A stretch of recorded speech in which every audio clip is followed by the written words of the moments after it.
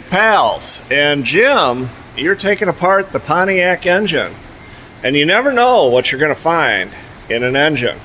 So you've got the valley off of it, the intake, and folks, look at the sludge buildup here. But that's one thing. But take a look at the camshaft. Jim, what are we looking at here? See this nice, pretty, shiny, round thing? Yep. It should be pointy like these. Oh my Like this gosh, one there's right no here. point to it. Yeah, this cam's completely wiped out. So when this car came in, it had a miss. And we thought we need to take it apart and see why the miss is there. And of course, we're resealing it.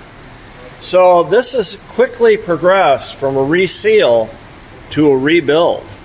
We're going to need to take it apart and see what else is damaged inside. Jim will take a look at the heads. We'll pull the heads.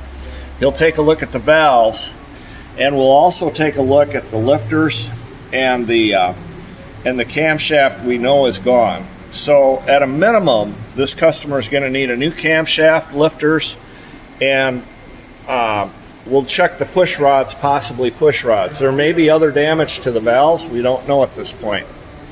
Now, when you're doing this, Jim, what are your cues? Where do you start on this? You just start disassembling and taking a look as you go, or how does it work? Well, originally we knew it had leaks. We knew the intake gasket or the head gaskets were leaking, and this thing was nothing but sludge.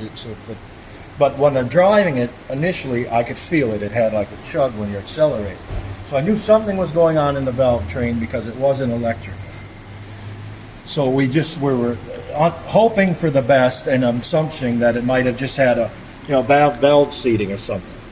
But as we start to inspect it, as we pull it apart, we check everything. And folks, this happens a lot with cars that are classic cars. They sit a lot. They're driven very short distances. They never really heat up, and that causes the sludge.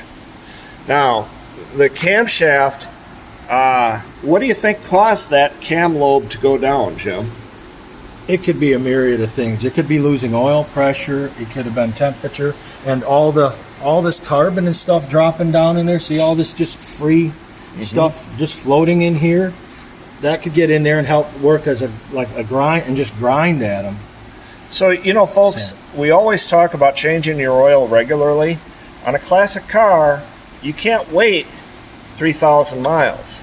You've got to change that annually at least to keep the sludge out of your engine. So if you've got a classic car that's been sitting out in the garage and you've been taking it to car shows, don't wait for 3,000 miles. Change your oil annually or every 3,000.